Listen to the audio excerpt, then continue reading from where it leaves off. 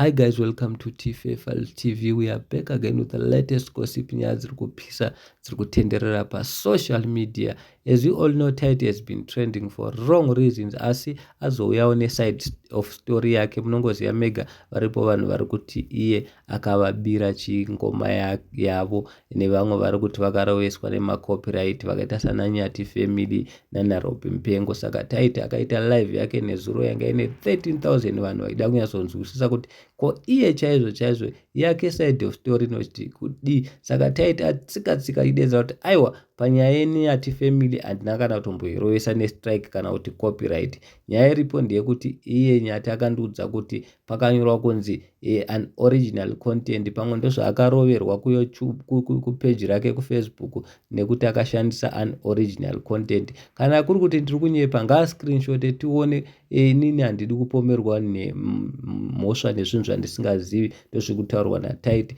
Asi ari kudedzera kuti kutandaza mazuku ndakavatorera song yavo nekuti vane dzungu, havangati vachishandisa zvinhu zvangu vouya futi vondituka.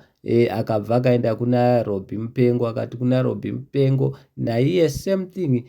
Apa aichema achida kuti ndimugadzirire monetization kuZimbabwe. Saka ari kurwadziwa because ndakamuudza kuti kuZimbabwe monetization haiite. So handizivi guys kuti munoti kudini nazvo, asi ndizvo zviri kutaurwa naTite. Isu kana takatarisa tinofungidza kuti Nyati Family yona yakamhanya bani, yaingofanira kuti tanga yanzonzwisisa nyaya kwairi kubva nekwairi kuenda. Ndo maonero edu. Asi nyaya yekutorera vanhu song ava vanonzi Tandaza Maza, hai hatiifariri. Nyange vakakutadzira sei, haungazotori song yevanhu avo woita yako. Haizvozvo hatimbofi takazvifarira. Asi pane zvimwe zvitiri kuunderstanda nyange kuna Robi, nekuti Robi akakutuka.